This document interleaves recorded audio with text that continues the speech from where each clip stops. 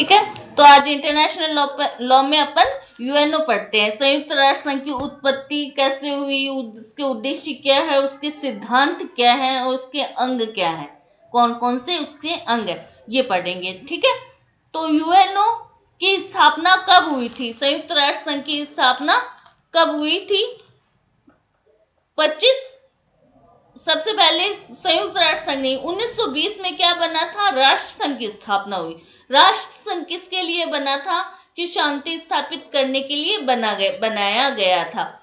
लेकिन वो क्या हुआ, जो संयुक्त राष्ट्र संघ जो बना वो प्रथम विश्व युद्ध के बाद उसकी स्थापना हुई। लेकिन उसके बाद में क्या हुआ, सेकेंड विश्व वर्ल्ड वार हो गया, द्वितीय विश्व युद्ध हो गया। राष्ट्र संघ अपने उद्देश्यों को सफल नहीं कर पाया। तो इसके परिणाम स्वरूप संयुक्त राष्ट्र संघ की स्थापना हुई। तो इसको क्या है, युद्ध का बालक कहा गया राष्ट्र संघ को।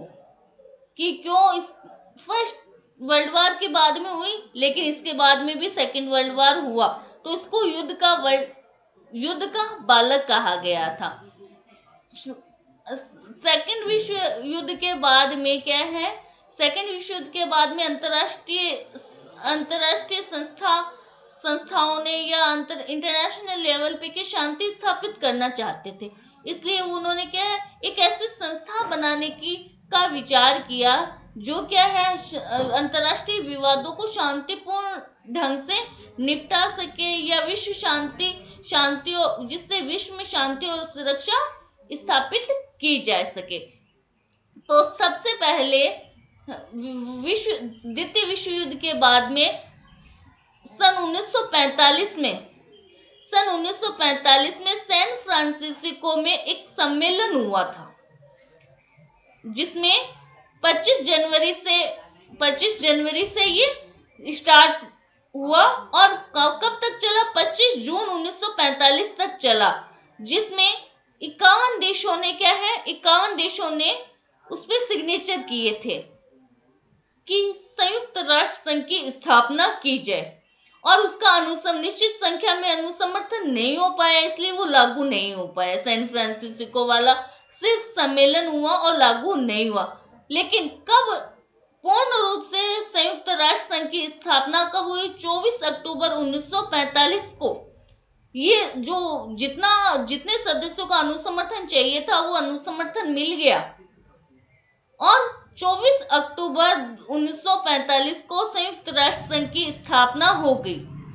और संयुक्त राष्ट्र संघ के सदस्यों में अब 3 गुना वृद्धि हो गई है। मूल सदस्य पूछे जाएं तो संयुक्त राष्ट्र संघ में 51 सदस्य राज्य मौलिक सदस्य थे, जिन्होंने सैन फ्रांसिस्को सम्मेलन में सिग्नेचर किए थे संयुक्त राष्ट्र संघ के चार्टर में। ठीक है। तो अभी 193 मेंबर हैं इसके। 192वां मेंबर बना था मॉन्टेनेग्रो और 193वां 193 जो मेंबर है वो सूडान है ना रितु जी, सूडान ही है ना? सूडान है। और अभी तक 193 इसके मेंबर, यूएनओ को 193 मेंबर है।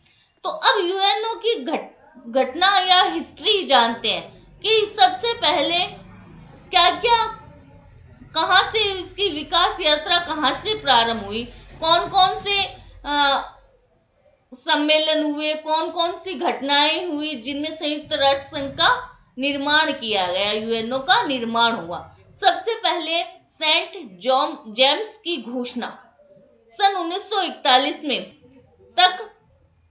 में ये घोषणा की गई थी। किसने की थी? लंदन के सेंट जेम्स हॉल महल में एकत्रित हुए थे ये बहुत सारे 9 देशों के। लंदन 9 निष्कासित सरकारों का गृह बन चुका था और मतलब बहुत सारे देशों ने क्या है, एक लंदन में एक सेंट जेम्स महल है, वहां पर वो एकत्रित हुई और एक घोषणा पर सिग्नेचर किए। ये सारे देश क्या चाहते थे, एक शांति स्थापित करने वाली की इच्छा रखते थे। वो सारे के सारे देश ये चाहते थे, इस विषय पर उन्होंने घोषणा की कि शांति स्थापित की जानी चाहिए, विश्व शांति स्थापित की जानी चाहिए। सिर्फ क्या है, सेंट जेम्स महल था और वहां पर ये एकत्रित हुए। कब हुए? 1941 में। यानी 1941 से यूएनओ की घटना क्रम चालू हुआ या उसकी विकास यात्रा चालू हुई। फिर आया अंटार्कटिक चार्टर। अंटार्कटिक चार्टर कहाँ हुआ? ये भी 1941 में ही हुआ। वो जून में हुआ था, जेम्स घोषणा, और ये हुई थी 14 अगस्त 1941 में। ये इसमें दो महान, एक तो चर्चिल थे और एक रूजवेल्ट थे। ब्रिटेन के प्रधानमंत्री चर्चिल और अमेरिका के राष्ट्रपति रूजवेल्ट दोनों ने सिग्नेचर किए और ये दोनों एक जहाज पे मिले थे। इसलिए वो जहाज कहाँ पे था? अटलांटिक महासागर में था। इसलिए इस घोषणा का नाम अटलांटिक चार्टर रखा। ठीक है, इसमें इन्होंने कहा था कि राज्यों को समानता, जो अटलांटिक महासागर में जो चार्टर बना, या दोनों जो ब्रिटेन के या जो अमेरिका के राष्ट्रपति जिन्होंने सिग्नेचर किया, उसने उस संकल्प में क्या था कि राज्यों के साथ समानता का व्यवहार किया जाए, सार्वभौमिक शांति स्थापित की जानी चाहिए, विजय जो द्वारा प्रदेशों का जो अधिग्रहण हो रहा है, एक्वायर हो रहे हैं, उनको खत्म किया जाना चाहिए। 3-4 बातें इन्होंने अटलांटिक महासागर में तय कर ली। पहले महल में मिले, फिर अंटार्कटिक महासागर में गया। ठीक है, थर्ड आता है संयुक्त राष्ट्र घोषणा। संयुक्त राष्ट्र घोषणा, इसमें कौन कौन आगे? एक तो अमेरिका के रूजवेल्ट थे, ब्रिटेन के चर्चिल थे, और रूस के मैक्सिम और चीन के टीसी सुंग आ गए। 2 देश और आ गए। पहले ब्रिटेन और अमेरिका मिले अटलांटिक महासागर में, फिर संयुक्त राष्ट्र घोषणा हुई। संघ नहीं है, मैं बोल रही संयुक्त राष्ट्र घोषणा 1942 में हुई। पहला 2 1941 में, फिर ये 1942 में हुई, और 2 देश और आ गए। कौन आए? चीन और रूस आ गए। 2-2 शब्दों वाले चीन और रूस आ गए। ठीक है, चारों देशों ने मिलकर संयुक्त राष्ट्र शब्द का प्रयोग किया था यहां पर। ठीक है, संयुक्त राष्ट्र संघ का प्रयोग किया था इन्होंने, और कहा कि 1942 में जो ये संयुक्त राष्ट्र घोषणा हुई उस पर हस्ताक्षर किए, और हस्ताक्षर किए, अनुमोदन किया, और कहा कि इसका नाम संयुक्त राष्ट्र रखेंगे। संयुक्त राष्ट्र शब्द का प्रयोग हुआ था। ठीक है, इसके मौलिक, ये जो चारों देश थे, ब्रिटेन, अमेरिका, रूस और चीन, ये चारों मौलिक देश भी बने थे यूएनओ के, यानी इन 51 देशों में ये चारों देश शामिल थे। फोर्थ आती है मॉस्को घोषणा 1943 में। पहले 2 1941, दूसरा 1942, तीसरा 1943। ठीक है, इसमें क्या है, वो चारों ही देश मॉस्को में एकत्रित हुए, इसलिए इसको मॉस्को घोषणा कहा जाता है। और इस घोषणा में उन्हें शत्रु के विरुद्ध संयुक्त कार्रवाई करने का संकल्प लिया। ये संकल्प लिया और कहा कि विश्व संस्था की स्थापना की जानी चाहिए, यानी जो शांति और सुरक्षा बनाए रखने के लिए एक विश्व लेवल पे एक संस्था होनी चाहिए, जो क्या है, शत्रु के विरुद्ध संयुक्त कार्रवाई कर सके। अगर कोई व्यक्ति है, अगर कोई राज्य ऐसा है जो शत्रुता फैलाता है, तो उसके विरुद्ध, जो शांति और सुरक्षा को खतरे में डालता है, तो उसके विरुद्ध संयुक्त कार्रवाई की जानी चाहिए, और इसके लिए एक विश्व संस्था की आवश्यकता है।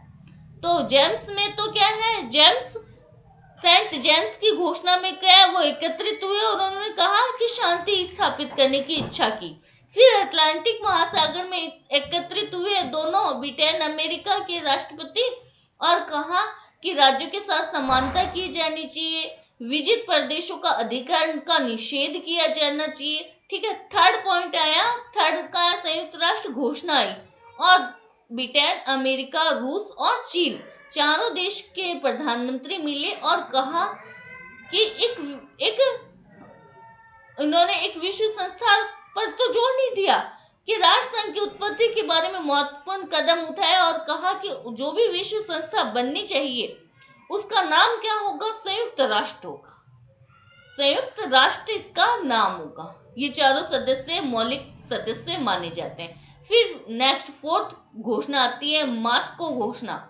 ये चारों ही देश थे इसमें, ये मॉस्को में एकत्रित हुए, इसलिए इसको मॉस्को घोषणा कहा, और कहा कि एक जो विश्व संस्था बननी चाहिए, जो क्या है, अगर शत्रु देश के विरुद्ध संयुक्त कार्रवाई करनी चाहिए, सामूहिक कार्रवाई करने का संकल्प लिया। फिर तेहरान तेहरान सम्मेलन हुआ, जहां पे चर्चिल, रूजवेल्ट और स्टालिन मिले। स्टालिन ने, यानी ये तीन, पहले ब्रिटेन आ गया, अमेरिका आ गया और स्टालिन आए। स्टालिन ने ये तीनों तेहरान में एकत्रित हुए और विश्व संस्था को बनाने में, स्थापित करने में जोर दिया। मास्को में तो कहा विश्व संस्था होनी चाहिए, तेहरान में कहा विश्व संस्था जल्दी बनाने पे उन्होंने जोर दिया, मतलब उन्होंने दबाव डाला। कौन कौन थे? रूजवेल्ट, चर्चिल और स्टालिन, तीनों थे, ठीक है, तेहरान में। फिर आए नेक्स्ट, कब हुई? 1943 में हुई थी। मास्को और तेहरान दोनों 1943 में हुई। फिर है डरबटन ऑक्स सम्मेलन। डरबटन ऑक्स सम्मेलन 1944 में आया और उन्होंने जो विश्व संस्था बनाई जानी चाहिए उसका नाम दे दिया, सॉरी, विश्व संस्था के जो कार्य क्या होंगे, उसके अंग क्या होंगे, उसके विषय क्या होंगे, इस पे विस्तार से चर्चा की गई और विश्व संस्था का नाम संयुक्त राष्ट्र संघ पर अपनी सहमति दे दी। नाम तो सबसे पहले संयुक्त राष्ट्र का प्रयोग कहाँ किया? संयुक्त राष्ट्र घोषणा में किया, लेकिन सहमति कहाँ पे दी? डरबटन में, डरबटन ऑक्स सम्मेलन में। इसमें विस्तार से चर्चा की गई कि विश्व संस्था की रचना कैसे की जानी चाहिए, उसके अंग क्या होंगे, उसके कार्य क्या होंगे, ये सारे डरबटन में, ऑक्स सम्मेलन में तय किए। फिर आया याल्टा सम्मेलन 1945 में। याल्टा सम्मेलन में मतलब वो सारे जो रूस के, अमेरिका के, ब्रिटेन के प्रधानमंत्री क्या है, अपने विदेश मंत्री और सैनिक अध्यक्षों के साथ में एकत्रित हुए। कहां पे? याल्टा में। याल्टा में ये एकत्रित हुए और इन्होंने यूएनओ की नेचर क्या होगी, उसकी प्रकृति कैसी होगी, उसका अंतिम खाका तैयार कर लिया। मतलब कितने अंग होंगे, उसके कार्य क्या होंगे, उसकी नेचर क्या होगी, कौन से विवादों को सुनेगा, कौन को सुलझाएगा, मतलब उस पर एक अंतिम खाका, प्रारूप, ड्राफ्ट तैयार कर लिया याल्टा में। फिर आया सैन फ्रांसिस्को 1945 में। कब हुआ? 25 अप्रैल 1945 में सैन फ्रांसिस्को में एकत्रित हुए और लॉर्ड हैलिफैक्स ने इसकी अध्यक्षता की। ये क्वेश्चन पूछा जाता है कि सैन फ्रांसिस्को में जो सम्मेलन हुआ उसकी अध्यक्षता किसने की थी? लॉर्ड हैलिफैक्स ने इसकी अध्यक्षता की और यहाँ पर क्या है, ये मौलिक रूप से 24 अक्टूबर सैन फ्रांसिस्को में सिग्नेचर हो गए थे। 24 अक्टूबर 1945 को सैन फ्रांसिस्को सम्मेलन हुआ। उसके बाद 24 अक्टूबर 1945 को संयुक्त राष्ट्र संघ पूर्ण रूप से बन गया और ये मतलब चालू हो गया। अब यूएनओ की घोषणा, उद्देशिका में लिखा है, हम संयुक्त राष्ट्र संघ के लोग युद्ध से बचाएंगे, मानव जीवन को मनुष्य अकथनीय दुख होता है उससे निवारण करेंगे, मतलब ये शांति, मौलिक स्वतंत्रताएं प्रदान करेंगे, अंतरराष्ट्रीय विधि के अन्य उत्तरदायित्व को निभाएंगे। मतलब जो भी यूएनओ के मेंबर बने उन्होंने प्रस्तावना में ये बात कही, ठीक है, प्रस्तावना इतनी याद करने की जरूरत नहीं है। अंतरराष्ट्रीय राष्ट्र संघ की प्रकृति कैसी है? तो 104 में, अनुच्छेद 104 में बताया गया है कि यूएनओ की जो प्रकृति विधिक स्थिति है उसको जैसे जो संयुक्त राष्ट्र संघ की स्थिति विधिक है, लीगल सिचुएशन स्थिति होती है, उसके विशेष अधिकार भी होते हैं, उसके विशेष उन्मुक्तियां भी प्राप्त होती है, विधिक व्यक्ति के समान होता है यूएनओ, ठीक है। अब आता है अनुच्छेद 1, संयुक्त राष्ट्र संघ के उद्देश्य। पहला, 4 उद्देश्य बताए गए हैं, ठीक है। संयुक्त राष्ट्र संघ के 4 उद्देश्य बताए। पहला उद्देश्य है अंतरराष्ट्रीय शांति और सुरक्षा को बनाए रखना। पहला उद्देश्य अंतरराष्ट्रीय शांति और सुरक्षा को बनाए रखना। हेडिंग याद करनी है इनकी। 4 उद्देश्य हैं, 7 सिद्धांत हैं, ये याद रखना है। 4 उद्देश्य हैं और 7 सिद्धांत है। पहला उद्देश्य के अंतरराष्ट्रीय शांति और सुरक्षा को बनाए रखना। दूसरा उद्देश्य है आत्मनिर्णय के सिद्धांत पर राष्ट्रों के मध्य मित्रतापूर्ण संबंधों का विकास करना, कि आत्मनिर्णय लिया जाए, खुद स्वयं कोई भी राज्य आत्म निर्णय लेगा और किसी के भी अधीन नहीं रहेगा। वो मतलब अधीनता स्वीकार नहीं करेगा, स्वतंत्र होगा, संप्रभु होगा अपने क्षेत्र में, आंतरिक और बाह्य रूप से। लेकिन फिर भी क्या है, वो अन्य जो राज्य हैं उन राज्यों के मध्य मित्रतापूर्ण संबंधों का विकास करना। तो आत्मनिर्णय के सिद्धांत पर राष्ट्रों के मध्य, आत्मनिर्णय का सिद्धांत तो होगा सब राज्यों का, लेकिन राष्ट्रों के मध्य मित्रतापूर्ण संबंधों का विकास करना है। दूसरा, आत्मनिर्णय के सिद्धांत का उल्लेख हुआ है आर्टिकल 55 में, 55 में आत्मनिर्णय, और 56 में बताया कि जो भी ये सदस्य राज्य, 56 में बताया कि यूएनओ के जो भी सदस्य हैं वो ये संकल्प लेते हैं 55 में वर्णित सिद्धांतों की प्राप्ति के लिए वे संस्था के संयोग से संयुक्त और पृथक कार्रवाई करेंगी। यानी 55 में क्या बताया, आत्मनिर्णय का सिद्धांत, और आत्मनिर्णय के सिद्धांत को प्राप्त करने के लिए वो यूएनओ को हर सदस्य राज्य ये संकल्प लेता है 56 में कि वो संयुक्त रूप से कार्रवाई करेंगे या पृथक रूप से कार्रवाई करेंगे। नेक्स्ट आता है तीसरा उद्देश्य कि सामाजिक आर्थिक और सांस्कृतिक तथा मानवतावादी समस्याओं का निवारण के लिए वो अंतरराष्ट्रीय सहयोग करेंगे। मतलब जो भी प्रॉब्लम आई, चाहे आर्थिक आए, सामाजिक आए, सांस्कृतिक आए, चाहे मानवतावादी प्रॉब्लम आए, समस्याओं का निराकरण वो अंतरराष्ट्रीय सहयोग से करेंगे। चौथा उद्देश्य, उपरोक्त उद्देश्यों की प्राप्ति के लिए वो यूएनओ को केंद्र बनाएंगे।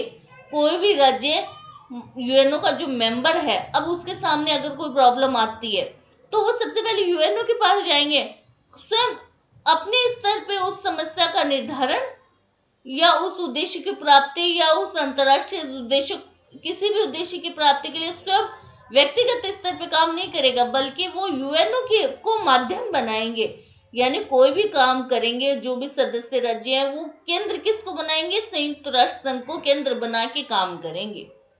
4 उद्देश्य, अंतरराष्ट्रीय शांति सुरक्षा। दूसरा, आत्मनिर्णय के सिद्धांत को आत्मनिर्णय के सिद्धांत के आधार पर राष्ट्रों के मध्य मित्रतापूर्ण संबंधों को बनाना। तीसरा आता आर्थिक, सामाजिक, सांस्कृतिक और मानवतावादी समस्याओं के समाधान के लिए क्या है, समाधान के लिए वो अंतरराष्ट्रीय सहयोग करेंगे। नेक्स्ट चौथा उद्देश्य आता है उपरोक्त उद्देश्य की प्राप्ति के लिए वे यूएनओ को केंद्र बिंदु बनाएंगे या केंद्र बनाएंगे। इसमें इतना ही पढ़ते हैं। फिर आता है कि संयुक्त राष्ट्र संघ के उद्देश्यों को पूरा करने के लिए संयुक्त राष्ट्र संघ के खर्चे तो लगते हैं। कोई भी उद्देश्य पूरे करेंगे तो जो भी सदस्य राज्य बनता है उनको अपना खर्चा देना पड़ता है। सदस्य सभी का सामान्य हिस्सा होता है, उसमें क्या है, विभाजन, खर्चों का विभाजन कर दिया जाता है। हर देश को इतना देना होता है, उनके विभाजन कर दिया जाता है। फिर ये कहां पर है कि अगर कोई सदस्य खर्चा नहीं देता है तो उसे मताधिकार का प्रयोग करने से वंचित कर दिया जाता है। फिर आता है संयुक्त राष्ट्र संघ के सिद्धांत, कहां पे दिए हैं, आर्टिकल 2 में दिए। आर्टिकल 2 में 7 सिद्धांत है। पहला सिद्धांत, सभी राज्यों के साथ समानता और प्रभुत्व संपन्नता का सिद्धांत, सभी सदस्यों की समानता और प्रभुत्व संपन्नता। आर्टिकल 2 सब क्लोज 1, समानता और प्रभुत्व संपन्नता, समानता और प्रभुत्व संपन्नता का सिद्धांत। दूसरा आता है सदस्यों के साथ सद्भाव से, सदस्यों द्वारा अपना सद्भाव से उत्तरदायित्व को पूरा करना। हर सदस्य जो भी यूएनओ का मेंबर बन रहा है वो इस सिद्धांत पे काम करेगा कि उसको अपना उत्तरदायित्व पूर्ण करना है, गुड फेथ में, सद्भाव से अपने उत्तरदायित्व को पूरा करना। तीसरा है, अगर कोई अंतरराष्ट्रीय विवाद होता है तो उसका समाधान शांतिपूर्वक ढंग से किया जाना चाहिए, करना चाहिए। ठीक है, कोई भी अंतरराष्ट्रीय विवाद होता है उसका समाधान शांतिपूर्ण ढंग से किया जाएगा। कौन सा चैप्टर है शांतिपूर्ण ढंग से विवादों को हल करना?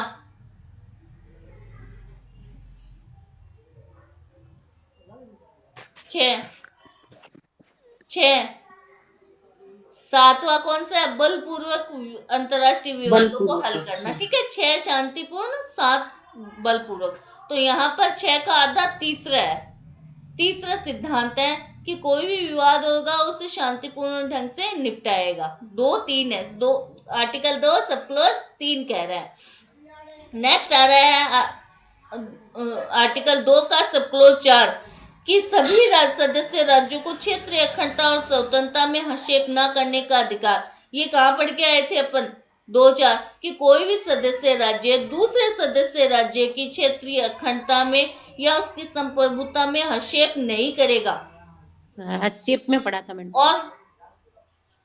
और संविधान मैडम नहीं, संधियों में भी तो पढ़ा है। आश्रय में पढ़ के आए थे। हाँ, बाह्य प्रादेशिक आश्रय। ठीक है, कि कोई भी राज्य दूसरे राज्य की प्रादेशिकता में या क्षेत्रीय अखंडता में या संप्रभुता में हस्तक्षेप नहीं करेगा। तो 2 जगह पढ़ के आए, हस्तक्षेप में और आश्रय में, बाह्य प्रादेशिक आश्रय में।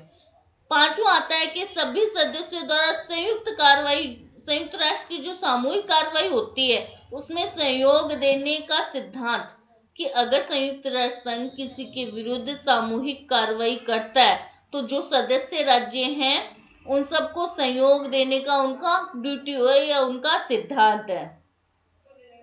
फिर आता है गैर सदस्य राज्यों को भी अंतर्राष्ट्रीय सिद्धांत, अंतर्राष्ट्रीय शांति और सुरक्षा के संबंध में चार्टर के प्रावधानों का पालन करने का सिद्धांत कि जो यूएनओ के मेंबर नहीं है जो देश, उनको भी अंतर्राष्ट्रीय शांति और सुरक्षा का जो के मामले होते हैं या उनके संबंध में चार्टर के प्रावधानों का पालन करना होता है। फिर 2 7 यूएनओ घरेलू के द्वारा राज्यों के घरेलू मामलों में हस्तक्षेप न करने का सिद्धांत। यूएनओ के द्वारा राज्यों के घरेलू मामलों में हस्तक्षेप न करने का सिद्धांत। तो पहला क्या था? स्वतंत्रता और समानता और प्रभुत्व संपन्नता, समानता प्रभुत्व संपन्नता सिद्धांत। दूसरा आता है कि सभी अपने उत्तरदायित्व पूर्ण करेंगे। तीसरा आता है शांतिपूर्वक ढंग से विवादों का निपटारा किया जाएगा। चौथा आता है कि एक राज्य दूसरे राज्य की प्रभुत्व संपन्नता या क्षेत्रीय अखंडता में हस्तक्षेप नहीं करेगा। 5वां आता है कि सामूहिक कार्रवाई। 6वां आ रहा है गैर सदस्य राज्यों पर भी, और 7वां आ रहा है कि यूएनओ घरेलू मामलों में हस्तक्षेप नहीं करेगा। ठीक है, ये 7 सिद्धांत थे और 4 उद्देश्य। अब आ रहा है कि यूएनओ के मेंबर कौन कौन से होते हैं, कितने सदस्य होते हैं। तो आर्टिकल 3 में कहा गया कि मौलिक सदस्य वे होते हैं जिन्होंने सैन फ्रांसिस्को सम्मेलन में भाग लिया था और उसके सिग्नेचर किए थे। इसके अतिरिक्त वे सदस्य भी मौलिक माने जाएंगे जिन्होंने संयुक्त राष्ट्र घोषणा पे हस्ताक्षर किए थे। मैंने बताया था चारों कौन से थे? रूस का, चीन का और ब्रिटेन का और अमेरिका का। ठीक है, चारों प्रधानमंत्री। ठीक है, चारों प्रधानमंत्री यानी ये चारों देश भी क्या है? मौलिक सदस्य माने गए। ये कहाँ पे? ये इन 51 में ही शामिल है, लेकिन ये कहाँ माने गए थे? तारीख तो मैं बता दी ना कि जिन्होंने सैन फ्रांसिस्को के सम्मेलन में भाग लिया और जिन्होंने सिग्नेचर किया वो 51 देश मौलिक सदस्य माने गए। तो इन चारों ने भी तो भाग लिया था सैन फ्रांसिस्को में, इसलिए यहाँ पे लिखा है कि 1 जनवरी 1942 को जिन्होंने संयुक्त राष्ट्र घोषणा में भी सिग्नेचर किए थे वो भी क्या है? मौलिक सदस्य माने गए थे। तत्पश्चात बाद में अगर कोई सिग्नेचर के अनुसमर्थन कर देता है तो अब वो भी क्या है? सदस्य माने जाते हैं। आर्टिकल 110 के अनुसार उसका अनुसमर्थन कर देता है। मान लो बाद में कोई मेंबर बना और आर्टिकल 110 के तहत उसका बाद में अनुसमर्थन कर दिया जाता है तो वो भी सदस्य मान लिए जाते हैं। मौलिक सदस्य 51 थे और वर्तमान में 193 मेंबर है यूएनओ के। अब किसी भी राज्य को यूएनओ का मेंबर कैसे बनाया जा सकता है? सुरक्षा परिषद की संस्तुति पे महासभा के 2/3 बहुमत से संयुक्त राष्ट्र संघ का सदस्य बनाया जा सकता है। नए सदस्य यहाँ पे बनते हैं आर्टिकल 4 में। संस्तुति कौन करेगी? सुरक्षा परिषद करेगी। बनाएगा कौन? महासभा। लेकिन महासभा के 2/3 बहुमत से बनेंगे, फिर मतदान होगा उन पर और वो 2/3 मतदान से नए सदस्य बनाए जाते हैं आर्टिकल 4 में। अब जो महत्वपूर्ण विषय होते हैं उन पे सुरक्षा परिषद के 9 सकारात्मक मतों की आवश्यकता होती है, जिनमें 5 सदस्य स्थायी सदस्य के मत शामिल होने चाहिए। यूएनओ के सुरक्षा परिषद के 9 सकारात्मक मतों की आवश्यकता होती है, जिसमें 5 स्थायी सदस्यों के मत आवश्यक होते हैं। तो सुरक्षा परिषद में मेंबर कितने होते हैं?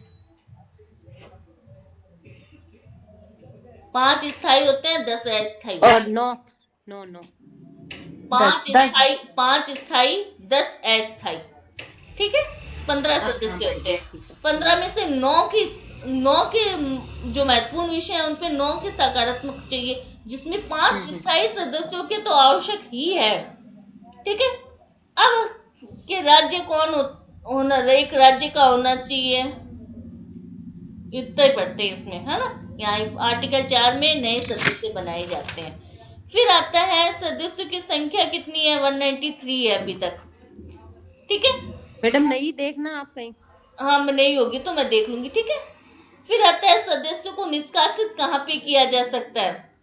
पहले सदस्यों का सदस्यता का निलंबन है 5 में और सदस्यों का निष्कासन है 6 में। 4 में सदस्य बनाए, 3 में मौलिक सदस्य थे, 4 में नए बनाए, 5 में क्या करता है? सदस्यों का निलंबन और 6 में निष्कासन। कब किया जा सकता है निलंबन? कि सदस्यों के निलंबन से अभिप्राय अनुच्छेद 5 में संयुक्त राष्ट्र संघ का वह उद्देश्य जिसके विरुद्ध अध्याय 7 के तहत सुरक्षा परिषद की कोई सामूहिक कार्रवाई की जा रही है, तो सुरक्षा परिषद के सुझाव पे महासभा उसकी सदस्यता को निलंबित कर सकती है। यानी अंतर्राष्ट्रीय विवादों का निपटारा जहां बलपूर्वक तरीकों से किया जाता है, प्रतिरोध, बलपूर्वक प्रतिरोध, नाकाबंदी, हस्तक्षेप यानी सामूहिक कार्रवाई की जा रही है यूएनओ के द्वारा, तो सुरक्षा परिषद महासभा को सुझाव देती है और महासभा क्या करती है? उस सदस्य के सदस्यता को निलंबित कर देती है, निलंबित कर देती है सदस्यता को। ठीक है, फिर निष्कासन कब किया जा सकता है? अनुच्छेद 6 में यदि कोई सदस्य जानबूझकर या लगातार अंतरराष्ट्रीय यूएनओ के सिद्धांतों का या यूएनओ के जो सिद्धांत है 7 उनका उल्लंघन करता रहता है या उसके उद्देश्यों को पूर्ण नहीं करता है, तो सुरक्षा परिषद महासभा को सुझाव देती है कि इसको निकाला जाना चाहिए। तो सुरक्षा परिषद के 9 सदस्यों का सुझाव होना चाहिए, जिसमें 5 सदस्य स्थायी होने चाहिए और महासभा में आ गया विचार सुरक्षा परिषद तो महासभा क्या करती है? 2/3 सदस्यों से बहुमत लेती है और मतदान कराती है। 2/3 सदस्य का बहुमत प्राप्त होता है तो फिर उस सदस्य को वो निष्कासित कर देती है यूएनओ से महासभा। एंटर कौन कराती है? महासभा कराती है और निष्कासित भी महासभा ही कराती है। ठीक है, फिर आती है कि पुनः स्थापना केवल सुरक्षा परिषद कर सकती है कि अगर कोई निलंबन कर दिया सदस्यता का 5 में, तो निलंबित को क्या वापस आ सकता है क्या? निलंबन के लिए तो दोनों आवश्यक है, सुरक्षा परिषद संस्तुति करेगी, महासभा निलंबन करती। लेकिन सुरक्षा परिषद अगर कह दे निलंबित राज्य की पुनः स्थापना केवल सुरक्षा परिषद कर सकती है, महासभा का कोई रोल नहीं है। फिर है संयुक्त राष्ट्र संघ के अंग कितने हैं? महासभा है, सुरक्षा परिषद कहाँ पे दिए हुए? ये आर्टिकल 7 में दिए हुए हैं 6 अंग। आर्टिकल 7 में 6 अंग दिए हुए हैं। महासभा है, सुरक्षा परिषद है, आर्थिक सामाजिक परिषद है, न्याय सुधारिता परिषद, अंतरराष्ट्रीय न्यायालय और सचिवालय। ठीक है, तो 7 हो गए। अब अंतरराष्ट्रीय न्यायालय का मुख्यालय हेग में है और अन्य जो भी सभी अंग है उनका मुख्यालय न्यूयॉर्क में है। अन्य जो भी अंग है उन सब का मुख्यालय न्यूयॉर्क में है। ठीक है, फिर आता है संयुक्त राष्ट्र संघ की महासभा। ये कल करेंगे अपन, ठीक है। थोड़ा बड़ा है, इसको पढ़ना पड़ेगा, पढ़ के फिर नेक्स्ट करेंगे अपन इसको महासभा। ठीक है, रेखा कल क्लास तो नहीं मैडम लेगी ऑफ ना? रहेगा आपका, है ना?